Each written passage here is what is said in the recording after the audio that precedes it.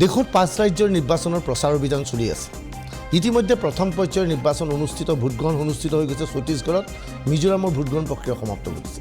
কিন্তু দেশৰ বাকীসমূহ ৰাজ্যৰ প্ৰচাৰ অভিযান চলি আছে। এইখিনি সময়তেই মধ্যপ্ৰদেশক বিশেষভাৱে টাৰ্গেট হিচাপে লৈছে বিজেপিয়ে।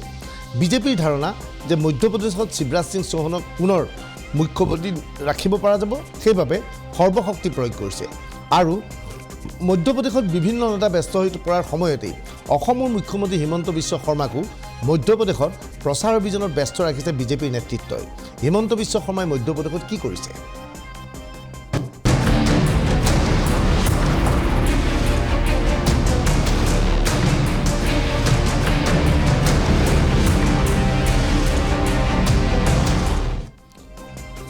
মধ্যপ্ৰদেশত শিৱৰাজ সিং চৌহানৰ বিৰুদ্ধে কংগ্ৰেছে ব্যাপক হাৰত প্ৰচাৰ চলাইছে।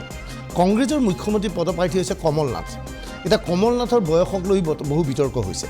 কমল নাথে নিজৰ বয়স ৭৫ বুলি কয় যদিও শিৱৰাজ সিং চৌহানৰ মতে কমল নাথৰ বয়স ৮০ বছৰৰ অধিক। যি কি নহওক, সৌসিদিনা কমল নাথৰ জন্মদিন পাৰ হৈ গ'ল। জন্মদিনত কেক কটাক কেন্দ্ৰ কৰি এটা নতুন বিতৰ্কৰ সূচনা হৈছে। টেলিভিছনৰ স্ক্ৰীণত এইবাৰ কমল নাথৰ জন্মদিনৰ দৃশ্য আমি দেখুৱাব বিচাৰিছোঁ। জন্মদিনত এইদৰে কমল নাথে কেক কাটিছে। কমল নাথে যিটো কেক বনোৱা হৈছিল, সেই কেকটোৰ হনুমানৰ প্ৰতীক চিহ্ন আছিল। আমি এইফালৰ পৰা দেখুওৱা নাই, দেখিব পৰা নাই, কিন্তু কমল নাথৰ ফালৰ পৰা দেখা এটা হনুমান মূৰ্তি আছিল। এই হনুমানটোৰ কেকটোক কমল নাথে কাটে। এইদৰে কমল নাথৰ সমৰ্থকসকলে ফুলৰ থোপা উপহাৰ দিয়ে। কেকৰ পিছফালে থিয় হৈ থকা ব্যক্তিজনে কমল নাথক কেকটো কাটিবলৈ দিয়া হয়। বিভিন্নজনে ফুলৰ থোপা দিয়ে আৰু কমল নাথে তেওঁৰ জন্মদিন উপলক্ষে হনুমানৰ প্ৰতীক চিহ্ন থকা এই কেকটো কাটে।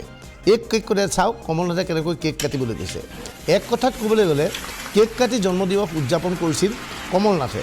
কমল নাথে যেতিয়া কেক কাটিছিল, হনুমানৰ প্ৰতিমূৰ্তি থকা কেকটো কাটিছিল, কমল নাথে ভবা নাছিল যে এই কেক কটা বিষয়টো নিৰ্বাচনী ইছ্যু হ'ব পাৰে, আনে কোনেও নাভাবিব পাৰে। কিন্তু অসমৰ মুখ্যমন্ত্ৰী হিমন্ত বিশ্ব শৰ্মাই ইয়াক নিৰ্বাচনী ইছ্যু হিচাপে লৈ আজি মধ্যপ্ৰদেশত প্ৰচাৰ অভিযানত কমল নাথক আক্ৰমণ চলাই এইদৰে। सुनाई जो इलेक्शन आता है वो समय जो हिंदू हो जाता है, वो लोग का बात आप लोग छोड़ दीजिए। वो लोग का पीछे पड़ेगा तो कोई रास्ता हम लोग को दिखाई नहीं देगा। आज आप देखिए कमलनाथ जी जन्मदिन करता है, केक का ऊपर हनुमान जी का सभी अंकन, प्रतिमा को अंकन करता है, फिर ब्लेड से उनको काटते हैं खाने के लिए। अरे क्या हनुमान जी खाने का चीज है क्या? हनुमान जी क्या खाने का चीज है? और आप खुद बोलता है मैं हनुमान भक्त हूं। भाई अगर आप हनुमान भक्त होता था, जन्मदिन कोई हनुमान मंदिर में जाके प्रार्थना करता था और यही हनुमान भक्त होता है। कहां इंग्रज का केक और कहां हमारा भारत का हनुमान? आप लोग कंपेयर करके देखिए। यही है कांग्रेस का। अभी हमारा भूपेश बघेल जी ने छत्तीसगढ़ में एक महादेव ऐप निकाला है। वो कोई बेटिंग ऐप जहां के 500 करोड़ रुपया का घोटाला हुआ। मैंने छत्तीसगढ़ में परसों दिन बोला, अरे कोई ऐप निकालना ही था, भूपेश ऐप बना देता था, हिमंत ऐप बना देता था, क्यों महादेव को पकड़ के ले आया ये सब काम में? एक छत्तीसगढ़ में महादेव को ऐप में ले आते हैं और यहाँ कमलनाथ जी हनुमान को केक में लेके आते हैं। आप देखिए, यहाँ हनुमान जी को केक में लेके आते हैं। मैं कमलनाथ जी को मिला नहीं बहुत दिन, मिलने से मैं बोलूंगा कि आपको अपना हनुमान भक्त दिखाना ही है, तब दूसरा काम कर सकता था। क्यों केक में तो कोई केक में अंडा भी होता है, हनुमान तो निरामिष होता है कंप्लीटली। आप जाके हनुमान को केक में उठा लिया। तो ये सारे, जब आप किसी को नकल करने जाते हो, गड़बड़ी हो ही जाएगा। आप नकल करने का कोशिश मत करो, ओरिजिन बनो ना। 2018 सन का पहले कभी किसी ने सुना था कमलनाथ जी और हनुमान जी का बारे में? कोई दिन वो हनुमान मंदिर नहीं जाते थे।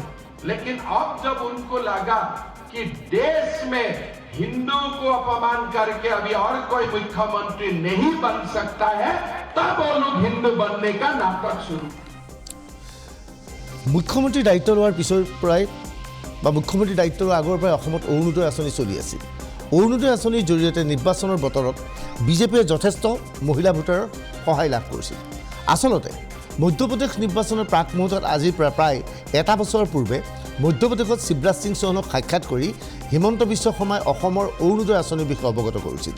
লগে লগে মধ্যপ্ৰদেশত অৰুণোদয় লিখিয়াকৈ লাডলি বেহেনা বুলি এখন আঁচনি লোৱা হৈছিল। সেই আঁচনিৰ জৰিয়তে মহিলাসকলক অৰুণোদয়ৰ দৰে ধন দিয়া হয়।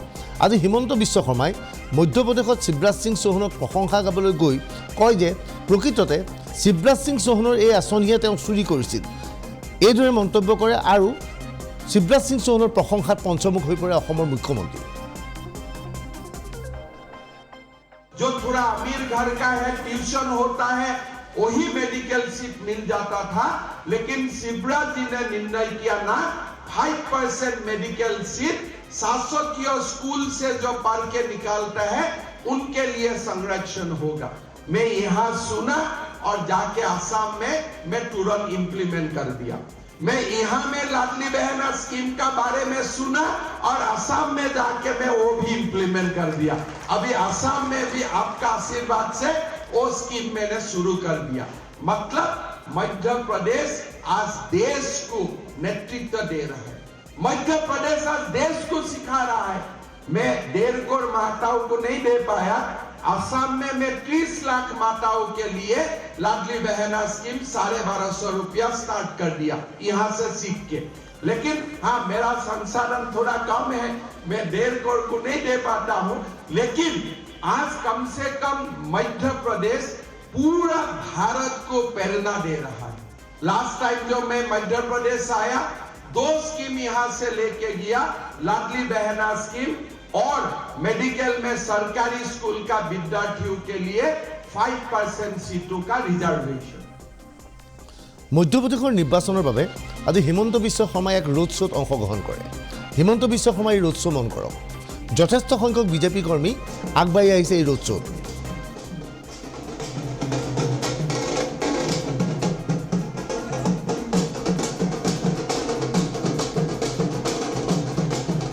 এই ৰোড শ্ব'ৰ নেতৃত্ব লৈছিল হিমন্ত বিশ্ব শৰ্মাই।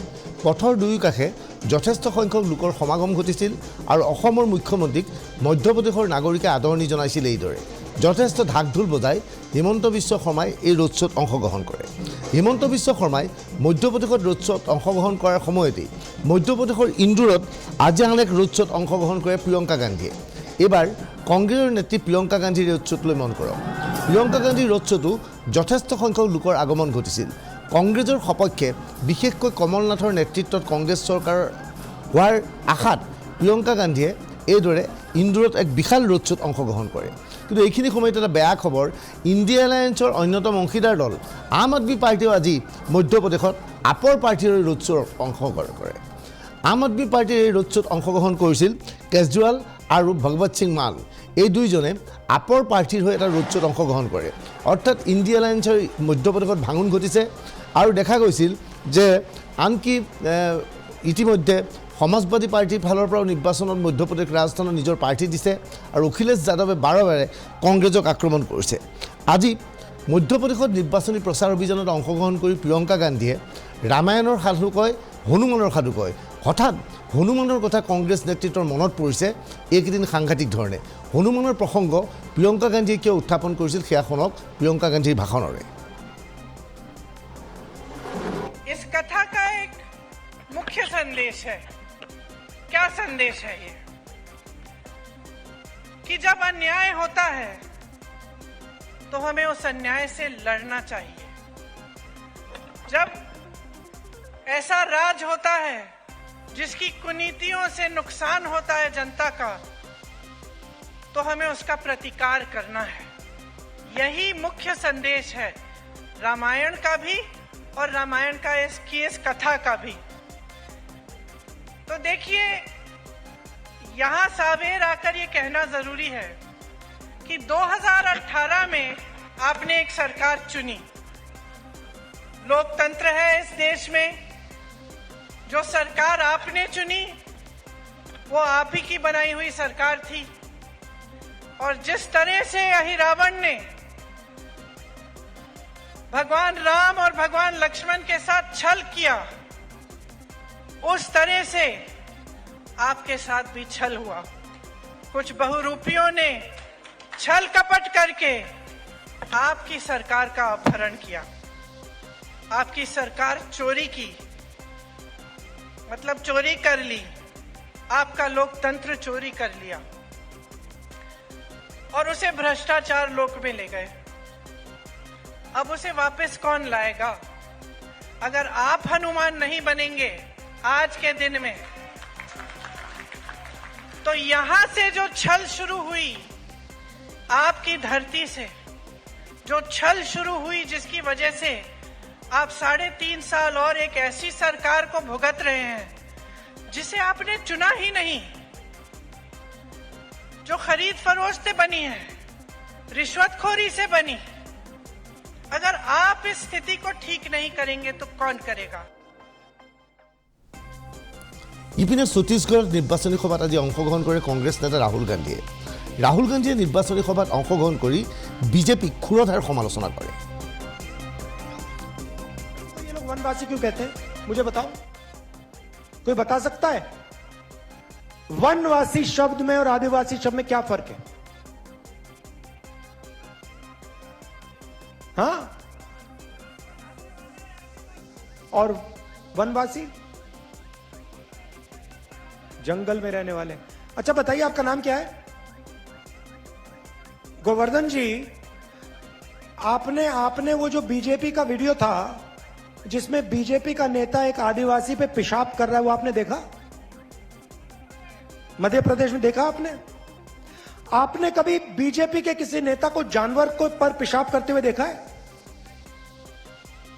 तो बीजेपी के नेता जानवर पर पेशाब नहीं करते, मगर आदिवासी पर पेशाब कर रहे हैं। देखिए, आदिवासी शब्द के अंदर गहराई में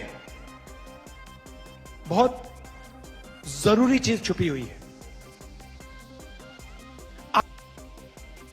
सबसे पहले जल, जमीन, जंगल के मालिक आदिवासी थे। भाइयों और बहनों, आदिवासी शब्द के अंदर आदिवासियों का जो हक है, जमीन का हक, जल का हक, जंगल का हक, वो छुपा हुआ है। वनवासी का मतलब वो लोग जो जंगल में रहते हैं। बीजेपी आपको वनवासी कहते हैं, हम आपको आदिवासी कहते हैं। बीजेपी आपके अधिकार छीनती है, हम आपको अधिकार देते हैं। हम आपसे गले लगते हैं, बीजेपी आपके ऊपर पेशाब करते हैं।